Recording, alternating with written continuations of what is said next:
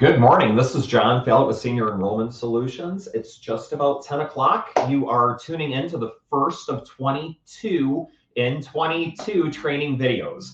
The first one, obviously, is owning your business, the do's, the don'ts, and the decision making of being a small business owner. We too have a lot of different individuals on this call, ranging from real estate to life insurance, primarily Medicare agents, obviously tuning in. Give me just a moment's time. I'll be back with you and we'll get started.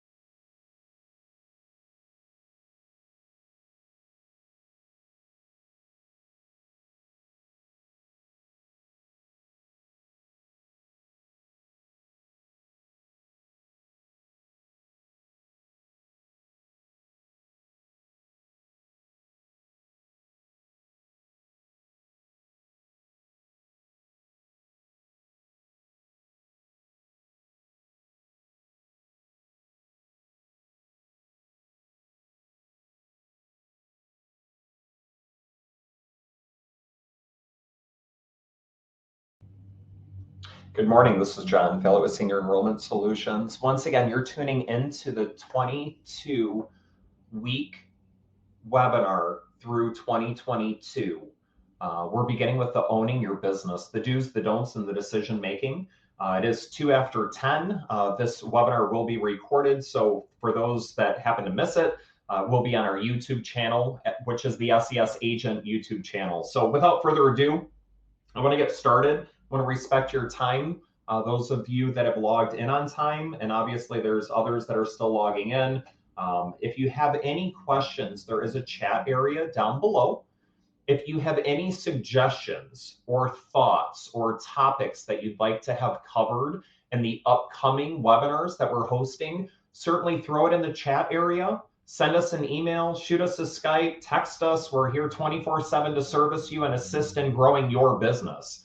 I will assure you that by going through this 22-week training course, if you will, the nuts and bolts and the roadmap to success, you will increase your revenue and you will increase your overall sales, regardless if you're in real estate, life insurance, annuities.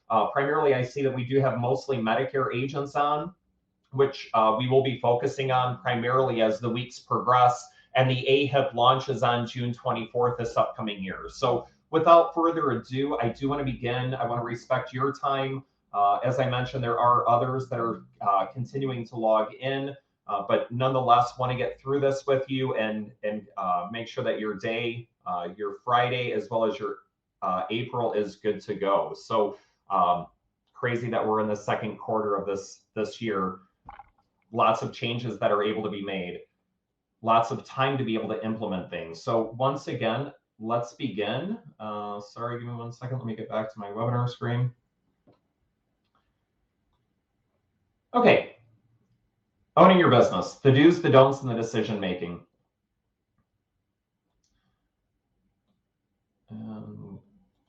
Got it.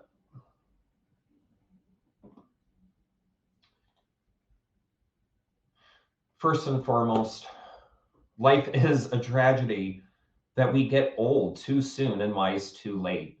We need to find that time within our lives to be able to continue our education, continue our knowledge, and continue the best practices in increasing our revenue.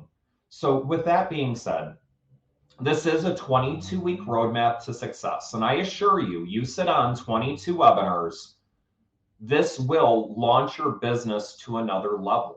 Levels that you may not be expecting, levels that you may not even be able to perceive in your mind or to think through. But we are here, obviously, to increase your business, to give you best practices, the do's, the don'ts, the trials and tribulations of being a self-employed business owner. review topics that will bring you back to 101. I will tell you the first few of these webinars are getting back to the basics. The basics work. Don't change what works. Don't attempt to reinvent the wheel. We will provide additional time for Q&A afterwards. So the goal of these webinars is at 10 to 11 Eastern Standard Time, and then we'll be on for another hour. So if you have any specific questions, certainly add them into the chat area. You're once again more than welcome to text us to the 24-hour text line that SCS provides to you. We'll be here live to be able to answer any questions on the topics that we cover this morning. Provide everyone additional topics or information by sending your request to SCS. The do's and don'ts. Obviously, we're wanting to have noble intentions, and that is very, very difficult when you're initially licensed, when you're initially out selling business, whatever the business is that you're selling. Most of us get into a sales role. Most of us get into a 1099 or self-employed role, not having a whole lot of income or revenue. Don't let the dollar signs get into your eyes. It's so important to continue where your heart is, your morals, and your ethics as you get through your sales process, because I'm telling you, it'll come back tenfold in the referrals and the respect that you're receiving from your clientele. We certainly want to be transparent with the consumer. I've sold a ton of business in my life that was non-commissionable. I just was there to help the consumer and be transparent with them. They see that transparency and then they know, trust, and can refer me to others, knowing I wasn't just there selling them a product. Obviously, don't push products. It is an option for you to add on mortgage insurance for your life to cover your mortgage, or it's additional products to add on, a hospital indemnity plan along with your Medicare Advantage plan, or an accident plan along with your individual major medical, your ACA style plan. These are just options for you that may help you, but I'm not going to push that product on you. I'm just going to make it available to you and be your advocate to be able to help walk you through this process of making sure that you have adequate coverage at an affordable rate. I do not, and certainly don't suggest any of you as a business owner to have any ulterior motives. We're not looking at scamming anyone. We're not looking at any fraudulent behavior. There were actually 2 agents in Louisiana this morning that are, they just lost their license. They have 2 felony counts over like $13,000, $15,000 for the other. Don't have ulterior motives, and finances can be an ulterior motive. I have to pay my rent, I have to pay my car payment, or I have a student loan debt coming up, or whatever it may be. Once again, finances could also be an ulterior motive. Remove that out of your sales practice or out of your small business practice. Be the one your customers run to, not just think about. I don't want you just thinking about me over the holidays when you get my Christmas card, or thinking about me on your birthday because you got a birthday card. I want them to be able to reach out to me for anything that they may need, whether or not I specialize in PNC or vice versa, whether or not I specialize in annuities. I want them to come to me because I'm the one that has the resources, the knowledge, and the ability to find them, even if I'm not offering that product, a solution to their needs. And if they continue to come to me, it doesn't matter if I refer them out to a PNC agency or vice versa. We know that I have the solutions and you need to come to me because I'm the one that's going to make it all better for you. Showing your community the respect that it deserves. There are many individuals out there that either set up events or kind of that one and done. They pop into a senior center, they pop into a community facility, and they're only there one time. That's not all that respectful. They know that you're there attempting to sell a product or enroll consumers. Go over and over again.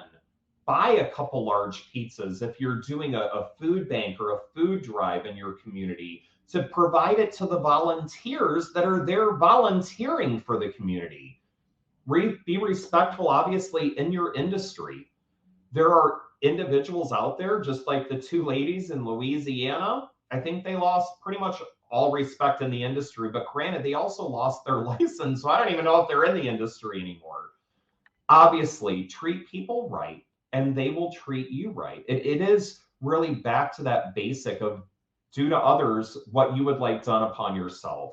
And the community will feed on that. And you will plug yourself into that 6 degrees of separation, which is a few trainings down the path.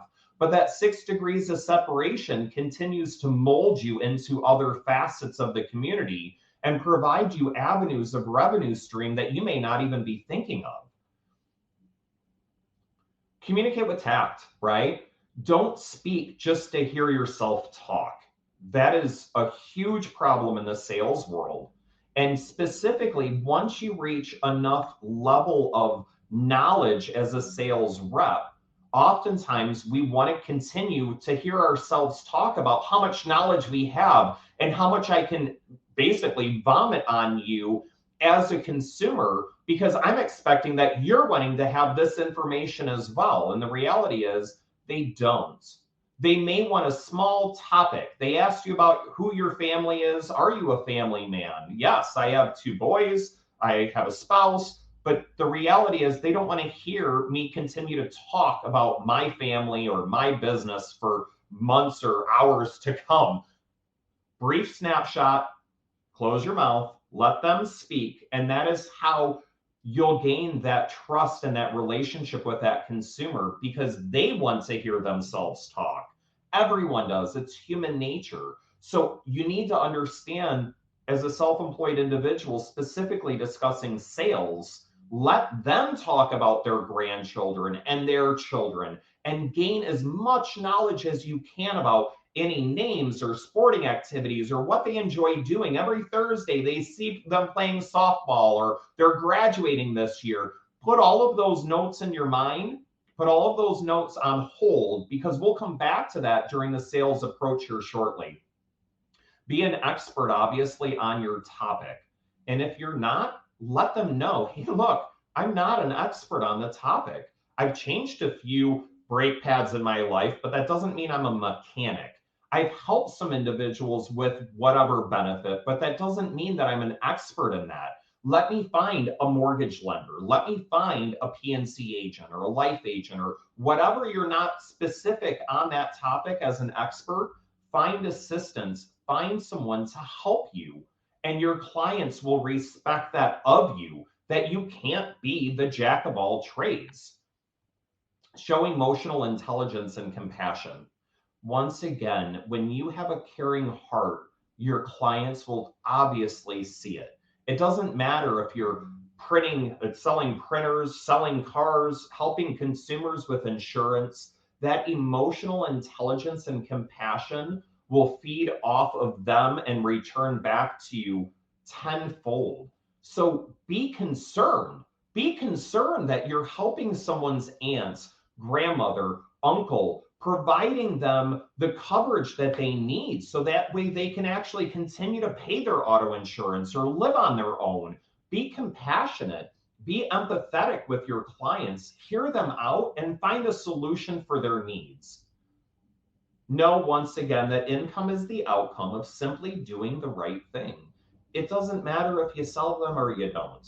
If you can build that relationship, if even a brief period of time, and stay in touch with that client, they will continue to remember you, remember the conversation and the time that they had with you, because it was personable. They really enjoyed your company because you allowed them to talk about everything they wanted to talk about. You were compassionate, you had great listening skills, and you helped them in some way. Commission, non-commission, sale, non-sale, doesn't matter. As long as you're helping someone, I assure you the income will come in. Stay approachable.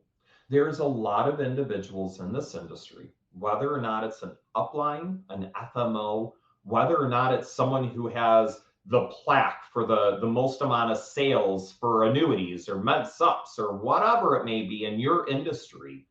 Be approachable and recall to always keep your humble pants on. Be humble. Even though you have a plaque on the wall that says that you wrote $3 million in 1998, still be approachable and know that there's topics and information, changing times, that you should be able to continue to learn from others and be approachable by others. Realize this is not a popularity contest. You are not out trying to be the most popular printer sales or the most popular real estate agent out there, or health agent, or whomever it may be. You want to be popular, obviously, within the community. That's what creates referrals, but you can't please everyone all the time, right? So that popularity contest, obviously, let that go aside. Don't boast about your own business. Now, in certain industries, it is good to let people know who you are and why it is that they want to pay attention, listen to you, or learn from you, right? So there is this fine line in regards to boasting your business or being ultra confident, if you will, within your business. There's a difference between being confident and being cocky. Watch that line. It's, once again, okay to be confident. I'm knowledgeable about this particular topic, but I don't need to let everyone know and boast about how much knowledge I have. They do not care. They just want to know that you're going to take care of them, whether or not it's on an agent basis or a consumer basis or just a peer basis. They want to be able to come to you and not be belittled in regards to their lack of information, right? We all have a ton to learn, regardless of what industry we're in. Stay available to help anyone. If someone's car breaks down in front of your house, are you going to help them push the car off the street? If it's in front of your office, are you going to let them stay in your office until a tow truck comes? Is your voicemail full, which we'll go into further in depth in training number 5 and 6, I believe. But it's that availability. If you're there just to help anyone, it's a great time to meet a new friend and let them know what it is that you do in your community. Accolades should be unnecessary. There should be no reason, if you're not a judge, to have a gavel on your desk, to have the plaque showing. Obviously, we want to be proud about what we do as an accolade, but if you graduated high school 40 years ago, you certainly don't want to be an Al Bundy and still have your high school diploma up on the wall, right? You should be able to continue on having additional accolades in life. And if those accolades are old, college diplomas are a little different, obviously, but watch how you're presenting your accolades to others, how they're presented within your office, because it may be a little overwhelming for some to come in and see 18 giant golden trophies, eagles all over your office. Once again, keep those accolades to yourself for the most part, because they're unnecessary in providing anyone your knowledge of the industry. That plaque, that trophy that you earned for top sales of the year or what have you, regardless of what year it is, it once again should be unnecessary for you to boast to a consumer or boast to a peer that you've obtained this, right? Be proud of it. Keep it to yourself, though. It's unnecessary to increase your sales. Take risks. Take calculated risks. You have to take some kind of risk in the self-employed industry or small business industry. The first risk you took was to become self-employed. The first risk you took was to either be a 1099 individual and know that you're now relying solely on your own efforts, or opening a business, dropping $1 million on a building, whatever it may be.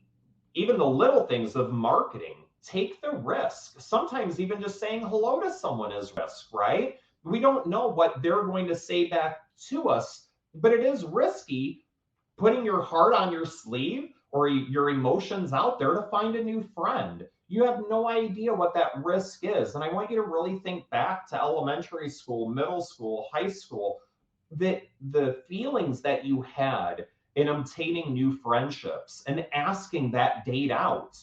For those of you that have a significant other, it was a risk that you took at some point in time to ask that individual to go out with you, or a risk to bust the first move, or whatever it may be. But in any industry, calculated risks are the only way to increase your business potential. Be true to yourself. Some risks are just simply too risky for individuals. Putting all of your bankroll into one item or one thought is obviously too risky. Knowing and being honest with yourself on what kind of marketing budget you have. Is it affordable? Can I continue to do this? Am I making money? Have that heart to heart with yourself as a business owner and recognize if your risks are absorbent or if you're not risky enough. Get out and meet someone, anyone, today. Get out there. It's Friday. It doesn't matter where you meet them. Go into a gas station and just say hello to someone and see if you can't meet a friend pumping gas on the other side of the gas pump. Obviously, there's a time and a place for all of this. I wouldn't necessarily suggest you do so in restrooms, things of that nature, but get out and meet someone within your community. You have no idea the potential sprawl of referrals that they may be able to provide to you. Tell your community you have arrived. If you're a printer salesman, every small business owner within a 5-mile radius of your home should know that you are here, or you should be working through that process to let them know that you're here. Let the community know I have arrived and I have a solution to your problem. And if I don't, I'll find help for you. But the only way to grow your business, once again, is to get out in your community and let them know, to find the referrals, to find the right people to plug your business into to assist in that additional growth, or to help save business costs. There are individuals out there that are amazing to meet that can help you lower your costs, whether or not it's on lawn maintenance or whether or not it's on printer costs or what have you. Ask those prying questions, gather information, and be able to use that money or utilize that money to put back into your business again. But telling your community, anyone and everyone, it doesn't matter if you're a Medicare agent, we're not age biased, right? 65 and over obviously is the great population, but finding those 40, 45-year-olds, they have 65 and over parents in most situations. Get out in the community and ask them what they're doing in helping to support their aging parents. And honestly, most of the time, you will find that they're frankly overwhelmed. They're trying to raise their own children. They're trying to get through their own life. And now you have aging parents that have questions that these individuals are not experts on. So have them reach out to you. Teach a 45-year-old about Medicare and see where that takes you in regards to their aunts and uncles, and maybe their grandparents are still alive. You once again have no idea the referral sprawl until you actually meet someone in your community. Don't waste people's time. We will begin all of our webinars at promptly 10 o'clock Eastern Standard Time or within a few minutes. It's really important and respectful to be able to have a time frame. We're all busy in life, and that busy part comes into being able to fit whatever we can within our days. Waiting for someone for a half hour to arrive here or having a late appointment, it does happen. We have snow here in Michigan. We have inclement weather. And sometimes life, frankly, just happens, a blown tire or whatever the case may be. But obviously in life, it is really important. And if you're not good at it, set an alarm. You have a clock on your phone. I know it's going to take me 20 minutes to get to this interview or this appointment. I'm going to schedule myself 30 minutes. I'm going to have my phone alarm go off, and I'm going to leave. And if I need to sit in a parking lot for 5 minutes and check emails, that's totally fine. I'm going to respect your time in that meeting or that time frame. Be respectful to others and obviously remain punctual.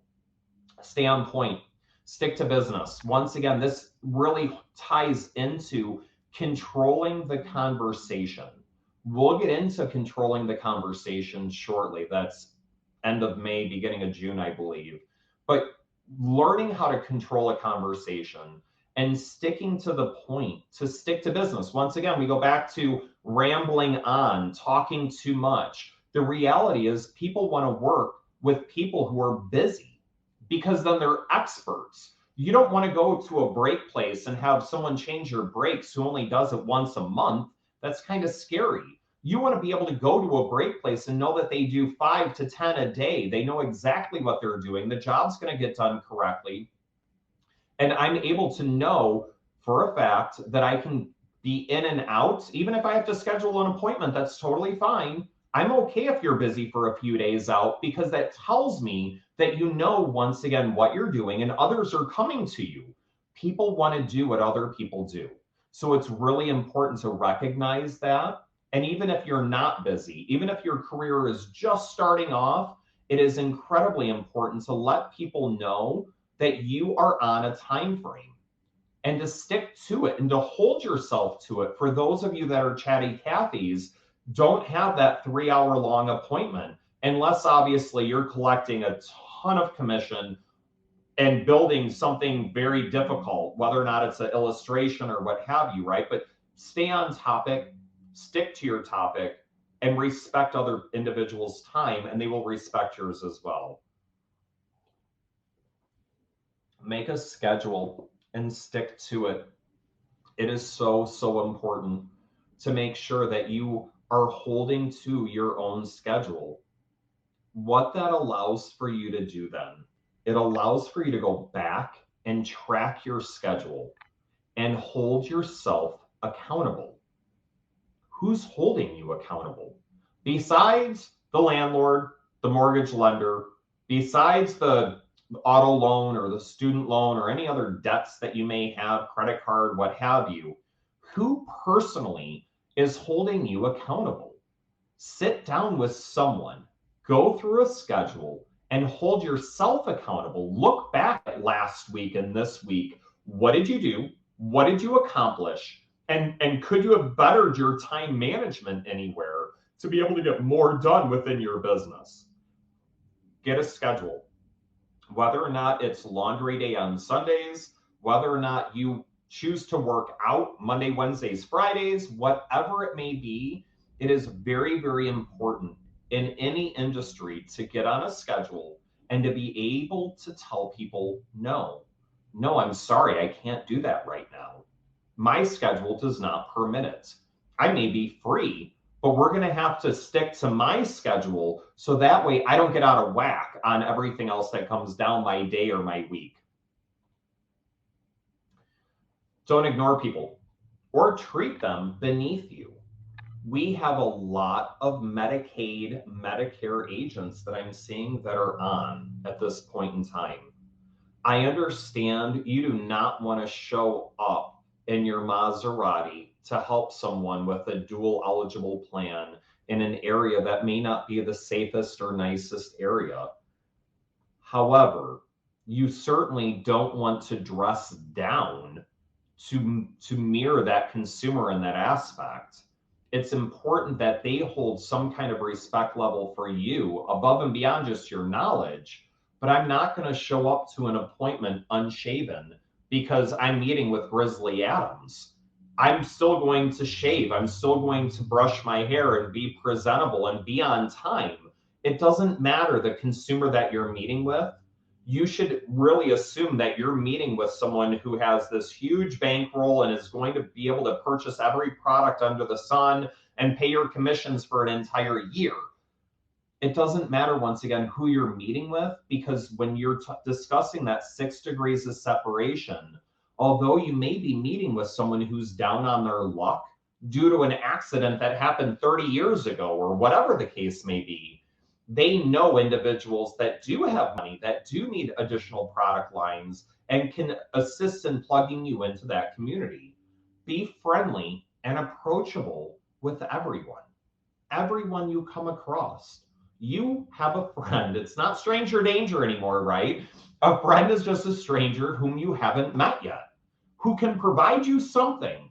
We all have a little niche, whether or not it's a little bit of time or a little bit of knowledge or what have you. They're there to help support their community as well. So get into that community by being friendly and approachable. I'm telling you that potential clients surround you. You may not think so. They may not be in your age bracket, income bracket, product bracket, but I'm telling you, they are here, there, and everywhere. And as long as they know that you're just simply here to help, then at that point in time, they're going to refer someone to you. They're going to remember that conversation and how they felt upon first meeting you. Make eye contact, say hi to everyone. At the gas pump and the gas station, say good morning to them. Ask them how their day's starting. Make them feel good. Pass it on to others in that community. Don't think too highly of yourself. Don't ever ask anyone, do you know who I am? Do you know what I've done?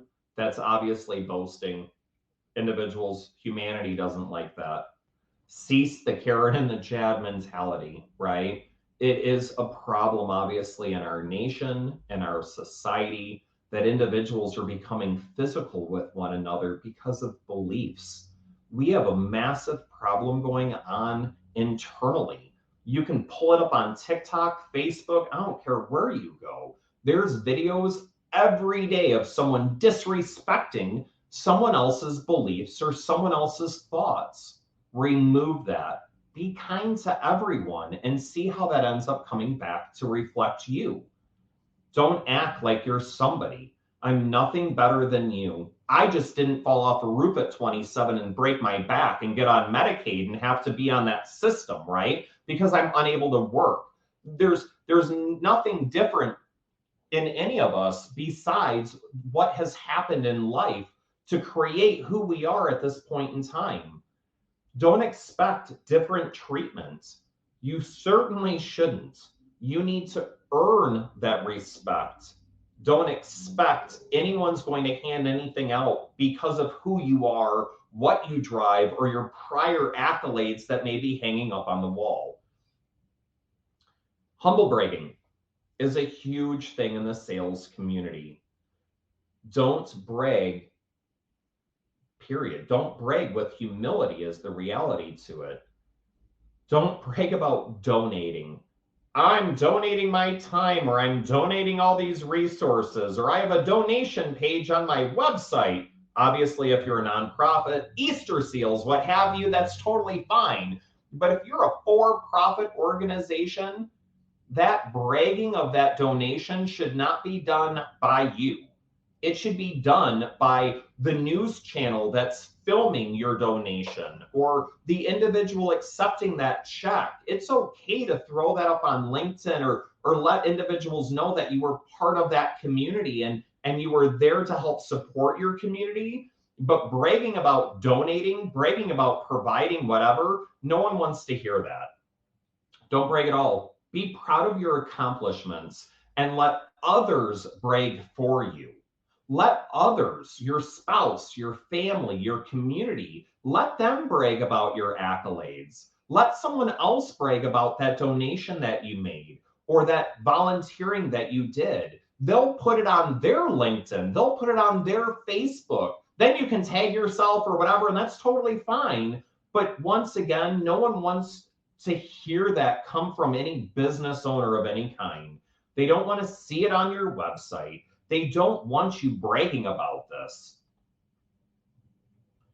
Remember, your opinion is not a fact, right?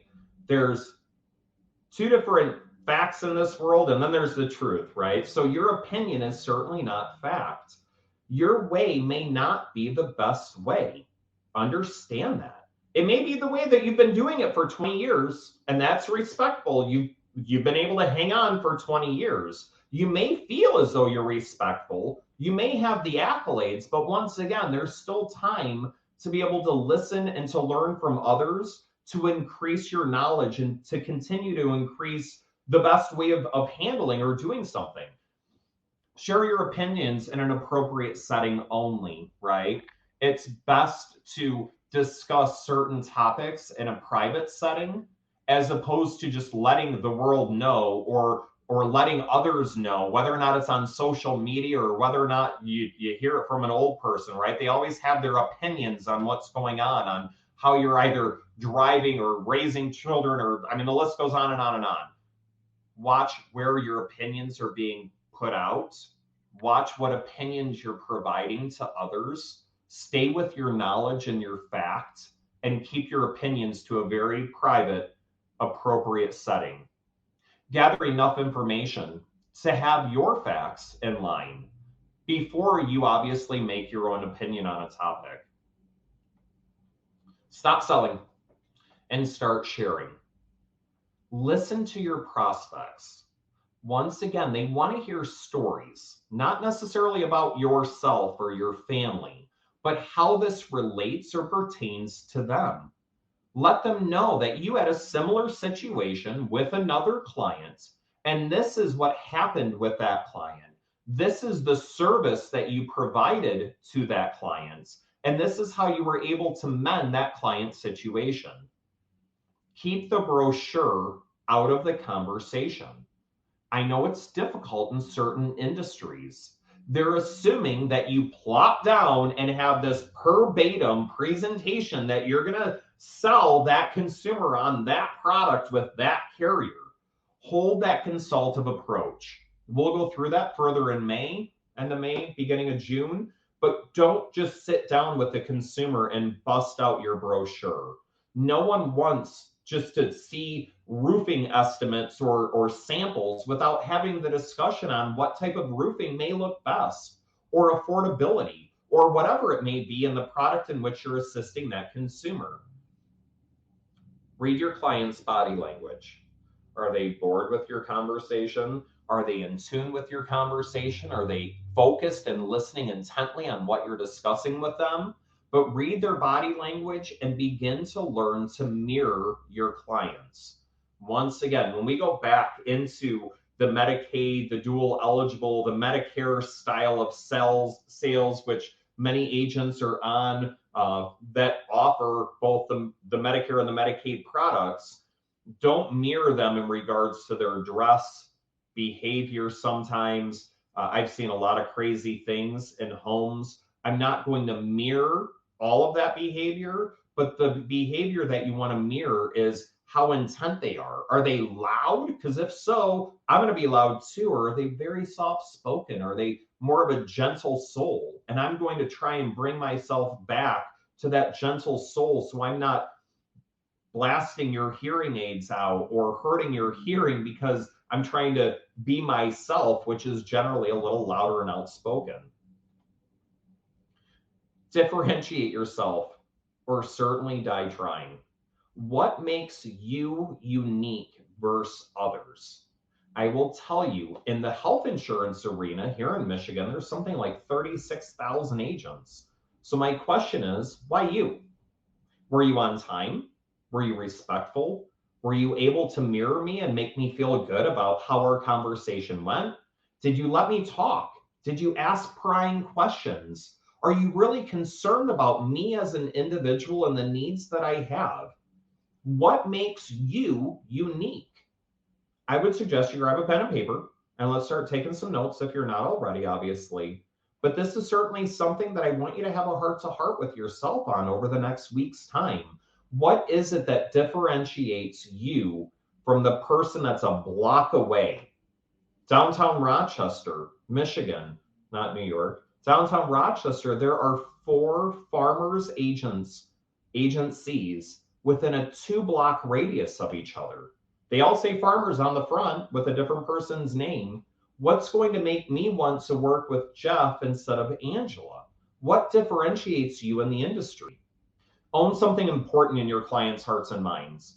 Tell them something that they're going to recall, remember, and be able to be personable with you on.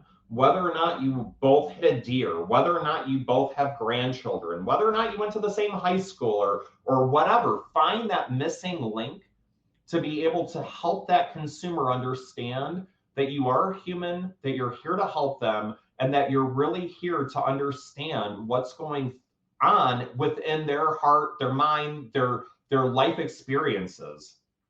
use your imagination and get creative. It is very important, especially in changing times, which we'll go through here shortly as well. But you need to use your imagination and your creativity. Do something that others haven't thought of, or better. Don't reinvent the mousetrap, but better the mousetrap to be able to create more business for yourself. Talk to your clients, ask for surveys, ask for recommendations. Hey, I know I just sat with you for an hour. I know we went through a ton of stuff. I know your head's spinning right now with all the knowledge I just puked on you.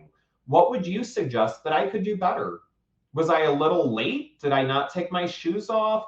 Is there something where, sale or no sale, it's totally fine to even send out a survey? Or scale of 1 to 10. Would you refer me to someone that you know or love? Scale of 1 to 10. Would you come back and purchase a different product line from me? Scale of 1 to 10, right? Was I punctual? Was I personable? Help me better my business. And obviously, learn the KISS approach and adhere to it. Keep it simple. Very simple. Do not overly discuss or try and teach someone something that they simply do not wish to know or have. Once again, as we go back into Medicare, many of these Medicare plans offer additional benefits: dental, vision, hearing, transportation, over-the-counter benefits, etc. Figure out what it is that that consumer needs and wants in their life. Pick 2. Don't discuss all of them per se in depth. Pick the 2 that are of most interest, and then really hone in on helping that consumer with what they're interested in, not just all this knowledge that you may have that you want to, once again, vomit on them. Solve problems people will pay for. That's the reality to it, right? If you can get it done anywhere, then you can go anywhere and get it done. But you need to make sure that that consumer is willing to pay you, whether or not there's a financial transaction going on, depending on the industry that you're in. But you need to find that solution that someone is literally willing to pay you for, whether or not it's, once again, a lawn maintenance situation, or whether or not it's getting your hair cut, right? You need to go out and seek someone who's a professional who's going to be able to handle that. Increase your portfolio, increase your clients' needs. I cannot emphasize this enough. If you're only selling one product and there's 36,000 others that can sell that same product at the same price, you need to be able to increase that portfolio to bundle other products in, or to find other needs for that consumer, so that way they rely more on you. We'll discuss bundling and adding additional product lines in our June webinar. But it is very important that you constantly keep learning and increasing your knowledge and increasing your portfolio. Continue asking clients prying questions. You don't know until you ask, right? And you will never receive until you ask. So ask those prying questions to the consumer. Is this a concern to you? What would you do in this situation? How would your life be different if this happened? Write down 10 prying questions for your industry. We can always review them one-on-one. You can always reach out to agent services or email them over to me, and I'll help you create those. But it's those prying questions that in any sales, you need to have your hot topics on what I'm going to ask that consumer to gain the information that I need to be able to sell them an additional product, or be able to help them finalize their needs in life. Create awareness of the pain, and then resolve the client's concerns. I know this sounds a little barbaric. However, you need to find and create a wound. In essence, you need to create pain in that consumer, whether or not it's financial, whether or not it's emotional. There is some pain. Let's talk about it. If you're admitted into the hospital for 2 weeks, Joyce, and your husband's unable to be there with you, that's painful. So how do we resolve this? What can I do to help you, either with a hospital indemnity plan, or help you with a life insurance policy, with long-term care, or help you with whatever it may be, so that way I can put a bandage on that wound. So the reality of sales is simply this: we're going to create a wound, I'm going to pour salt in that wound, squeeze some lemon juice in there, get them squirming in their seat a little bit, thinking about what would happen in this scenario. And then I'm going to pull out a Band-Aid. I'm going to show them that I'm the one that holds the Band-Aid. And then I'm going to make it all better for them. And once the Band-Aid's on and that product is sold, there is additional trust and respect with that consumer that I am able to recognize the pain that you may have. Even though I created it, I can still recognize the pain that you have, and I can resolve that pain that you may have by creating a solution.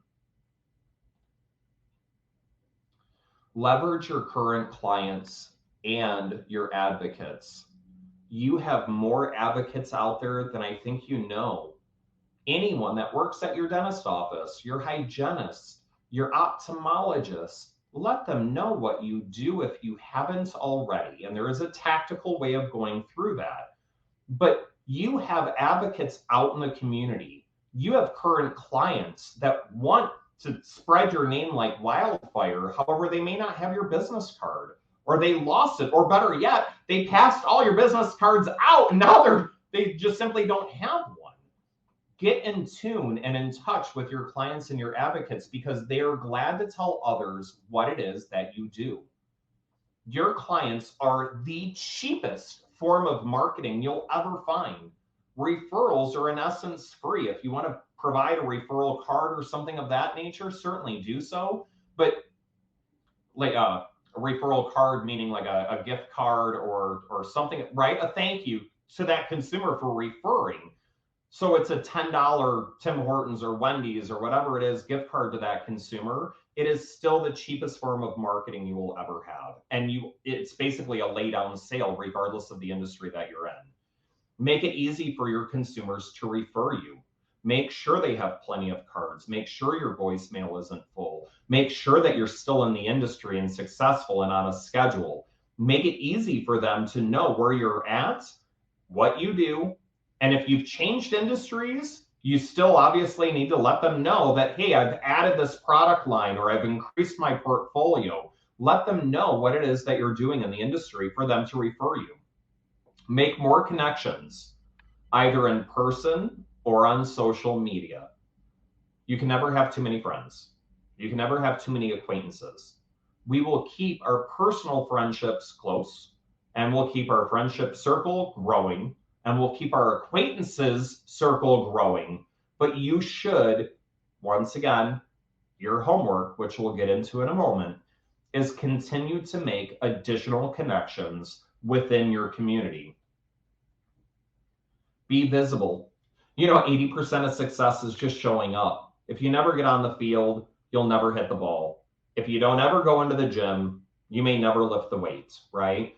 Just showing up will help change your mental thought process of how your day is going or what it is that you need to focus on for that day. Just show up. You'd be amazed at just by showing up what ends up happening. If your community doesn't know you exist, you don't. You're never going to find clients sitting on your sofa. You're never going to find clients unless others know, once again, that in this community, this is what I can do to help you. You're always in the relationship business. It is so important to recognize and remember that. You are not in the sales industry. That just happens to be a side effect of being in the relationship business. We're here to grow relationships. We're here to help our community. And in doing so, we happen to have products that our community needs, and we're able to offer those products to the community and to those that we've built a relationship with. Create extraordinary experiences.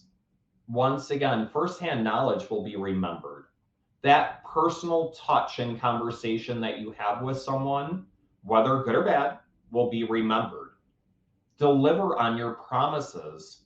We are in a fiduciary industry. We are to take the consumer's best interests to heart. And we are not to be driven by a commissionable sale or commissionable product.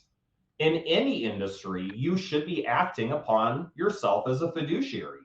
If you need those brake pads, you're assuming and hoping that when you go into that shop or that dealership, that they're going to give you an honorable, ethical price. They're going to have good business standards, and you're hoping that you're not going to get ripped off. Do so to others. Make time to connect with your clients. Excuse me. This could be whether or not it's just a thank you card, a birthday card, a Christmas card, happy birthday via social media. I'm not stating that you need to block off hours and hours of your time to meet up with people and play bingo or what have you. But a quick pop in to a senior center around that bingo time goes a long way. Hey, Joyce, I just wanted to pop in. I got your referral for Nancy. Just wanted to hand deliver this thank you card to you and let others obviously see what you're doing. And in turn, they'll want a thank you card as well. Make time or create time to reach out to your current clients. We'll talk about AEP coming up October 1st, right? Launching. In June, we'll talk about thank you cards, Christmas cards, AEP cards, and getting your marketing together. But there are so many ways that you can stay connected with your clients on a daily basis, whether or not it's buying a drip email campaign and emailing them once a month, or a monthly newsletter or a quarterly newsletter. Put your wife's best dish for the month in there, or recipes, or what have you. Stay in touch with your clients. Embrace any avenue to help your clients. Once again, a client is just someone whom I haven't sold yet. That's the way you need to look at it. Everyone is a potential client. You should have something in your portfolio from age 1 day to 100 years of age. Obviously, if you're a mortgage lender, real estate broker that's on right now, I understand that. PNC, sure, no one's really driving until 16, what have you. But you should be able to help anyone of any age, or have a solution for them, or be able to have a referral basis to send that consumer to. Your clients pay your bills. It's a reality to it, right? In keeping that client relationship and retention, you will find more clients. You will be able to have either larger bills or fewer bills, depending on obviously what you choose in life. But if you want that larger house, if you want that fast car, if you want that dream cruise or whatever it is, you need to respect and understand and never lose sight that your clients are the ones that are making this happen. Every day you're sitting on the beach drinking your Mai Tai, you need to think back of your sales and your clients, and really let the universe know that you appreciate them, because they're the ones that have afforded you that trip, the airline, the lodging, the food, or whatever it may be, affording your children's ortho or affording your mortgage. Make sure that you never lose sight of who your clients are and what they literally do to support you. You've earned it, but you got to keep it. Decision making. I know we're running a little shy on time. We just have a few slides left. I want to go through the 4 types of decision making briefly with you. We can always go further in depth. Obviously, once again, if you have any questions, we can go through that as well. But there really are just 4 basic decision making that you need to walk through on a weekly, daily, monthly basis within your business. Some come naturally, some come a little more difficult, and some obviously take way more thought or implementation within the business itself. But you have your programmed and non-programmed decision. You have your operational and strategic.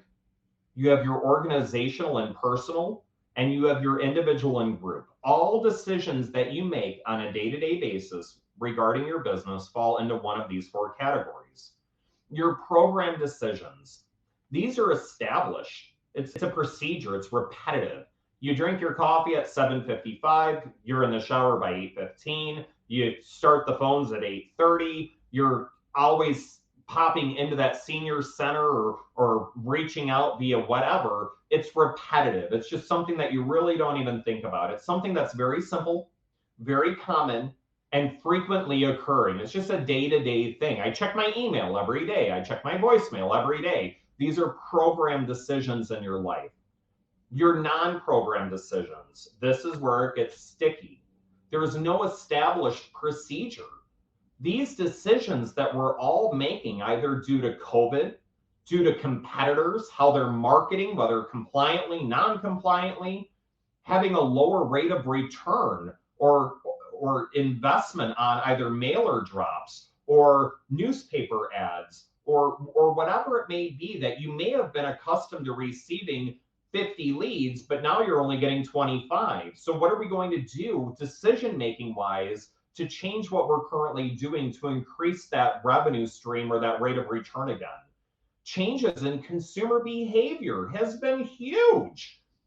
Half the people aren't even going into the grocery stores anymore. They're doing Shipt, or they're waiting in the parking lot and someone's dropping their groceries in their trunk. I never would have imagined that the senior population would have gone so digital so fast, but because of changing times, they had to. They had to adapt and change their decision making too.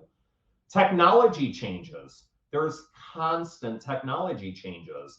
And I know as human nature, we don't like those changes per se, but it happens. Websites change, the look and feel and where you're logging in and all of that. Whether or not you're implementing new technology within your business, that's a non-programmed decision. That is something that you've decided to purchase QuickBooks, or you've decided to purchase a Salesforce, or whatever it may be, as a program within your organization to continue increasing your level of technology. Your operational decisions on the basic level are tactical, efficient. Your working conditions. Are you efficient at your desk right now? Do you have multiple monitors? Do you have an efficient keyboard? I will tell you the one thing that's so important is this thing right here. Don't go cheap on your mouse. My hand is on that piece of equipment probably 8 to 9 hours a day. I need it to be comfortable and efficient in my hands. Spend the money to increase your efficiency. Your working conditions also include the noise level in your home. Is it clean? Do you have elbow room? Do you feel comfortable working at your desk for an extended period of time? Or does it just simply drive you batshit crazy? And if it does, figure it out. Change the desk setting. Add a mural on the wall, a couple pictures of your children. Do whatever it is that you need to do to stay happy within that seating arrangement, so that way you can continue to work. Is your car clean if that's your working condition? Do you have an enjoyable ride? And if you don't, figure it out. Go get your car washed, get it detailed, do something to better your life situations and your working condition. It will improve your business. The use of existing resources. Once again, don't reinvent the mousetrap, just better the mousetrap. There are resources out there, some free of charge, some already invented, some you just need to change a little bit. An SCS trifold will help recreate it for you to put your name and phone number, whatever, on that. That's an existing resource that will save you time in implementing into your business. Strategic decisions, obviously on the higher level. As I discussed, implementing additional technology within your home office, in your car, getting a Bluetooth earpiece, or investing in your technology within your business. Any computer programs that you may be needing or wanting to purchase. Any partnerships that you may be wanting to obtain. Any contracts that you may need to have, pick up in order to increase your portfolio or to manipulate that contract in order to receive a higher commission or receive more leads or more support or whatever it may be. Your marketing strategies. Obviously, that is a high level thought process. Are you dropping $100,000 on Pandora ads? Are you dropping $10,000 on Valpak? You may or may not have the financial resources, but any strategy that you make, whether or not it's as small as stopping into a Panera Bread to put up your business card on the tack board, or whether or not it's printing off tear-offs, pull tabs, whatever you want to call it, to put into a laundromat to increase business. These are all strategies, obviously, that you need to think through and implement within your organization or your business. Leveraging your time.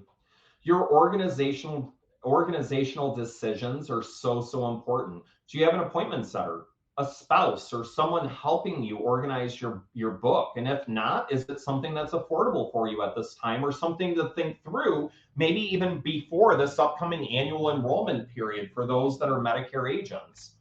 Your locations of your appointments. Are they in a quiet area? Is it comfortable for everyone to be able to park, to get in? Obviously, if you're handicapped, is there an elevator? Are you on the first floor? Leveraging your time to market. How much time are you spending marketing yourself? Where do you need to find additional time within your day? Which goes back to the calendar. We're all busy. Even the old lady at the grocery store is busy, busy. Boy, she has 52 scarves for these grandchildren to get sewed before Christmas. That woman has put on additional stress in her life to get this task completed. Everyone needs to be able to leverage that time in the marketplace itself. Then you have your personal decisions. How is your time maintenance? How's your time management? Are you able to put stuff off until it's a better time to do the laundry, or a better time to prepare dinner, or a better time? How's your time maintenance in regards to your calendar?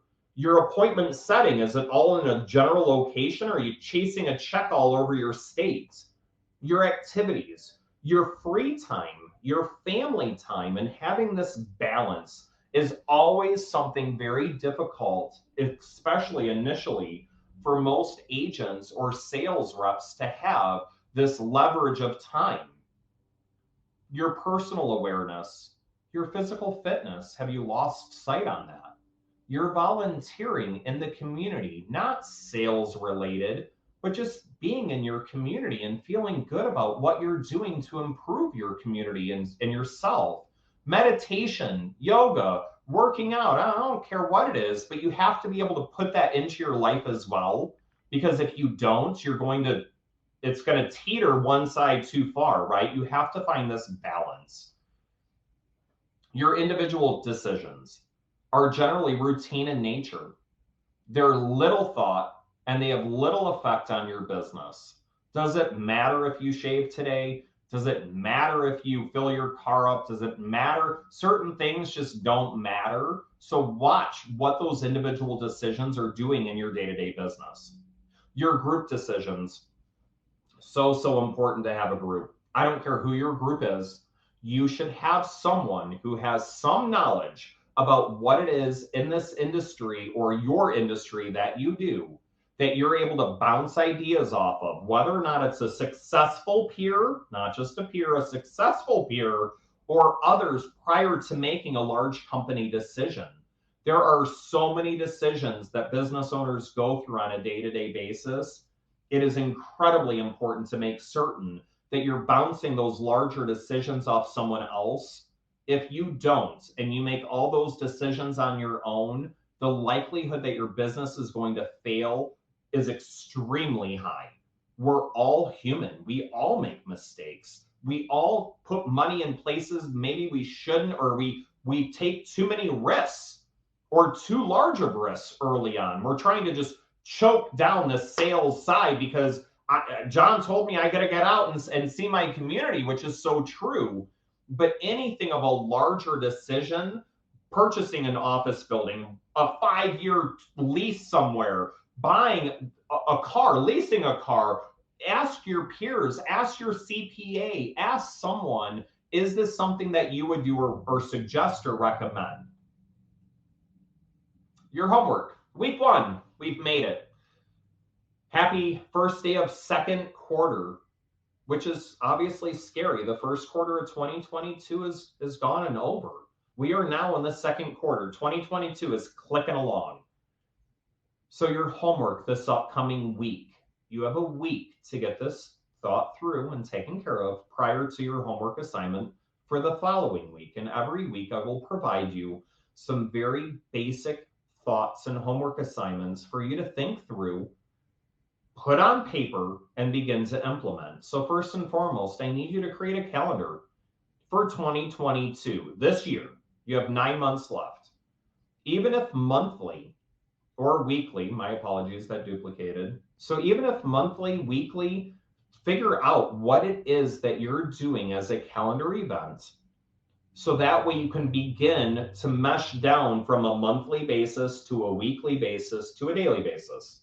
Monthly, the first Saturday of every month, I'm going to And now we know that now on a weekly basis that first week on that Saturday, I'm going to go out and market myself, whether or not it's at the farmer's market downtown or whatever it may be, but create some kind of calendar on what you would like to see your 2022 continue to move through the year and how it's going to affect your business.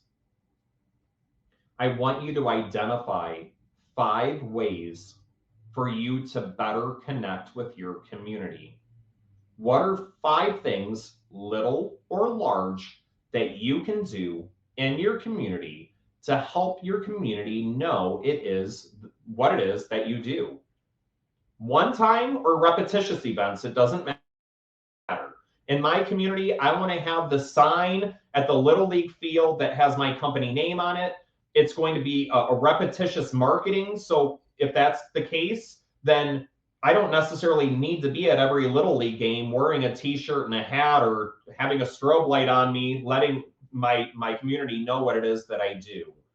But I want you to create 5 thoughts of connecting better with your community, whether or not it's a summertime event, a fall event, whether or not you're having to pay for an event, or if it's a free event, or you're donating your time. What can I do to get into my community, large or small? And I want you to implement 2 strategic decisions. I'll share the slides with everyone that's on this webinar. Once again, we'll have all of this on the YouTube channel in a week or so's time once they can input all the words that I just said within this webinar. But I want you to create or think through. And this quarter, I want you to begin to implement 2 strategic decisions within your organization. Something that's going to change what you've been doing to increase your success.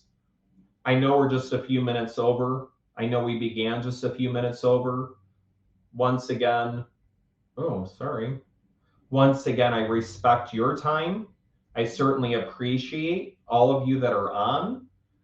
I want you to get your homework done. More importantly, if you have any questions, you have any concerns, you need to go through any thoughts of marketing or how do you get into your community, text us anytime, 248-270-2887. Agent services at 248-270-9577. You're more than welcome to visit the agent portal or email us. My direct phone number is 248-707-1966. If you have any personal, you don't want to share it with agent services or don't feel as though that they may have your answers, and you just want to reach out to me, my email address is John, John, at seniorenrollmentsolutions.com. Feel free to let me know what questions you may have. Let's have an incredibly successful 2022. I certainly appreciate all of you attending once again. If you have any questions on how to better your business, regardless of what your business is, I'm sure, once again, as a group setting, bouncing ideas off each other, we can find a solution to increase your revenue. Thank you all once again for attending. If you have any additional questions, as mentioned, we'll be on for the next half hour to an hour's time. Drop a chat in the chat box, or certainly just reach out to us. Our phone lines obviously are open for you. And while it's fresh on your mind, once again, we're just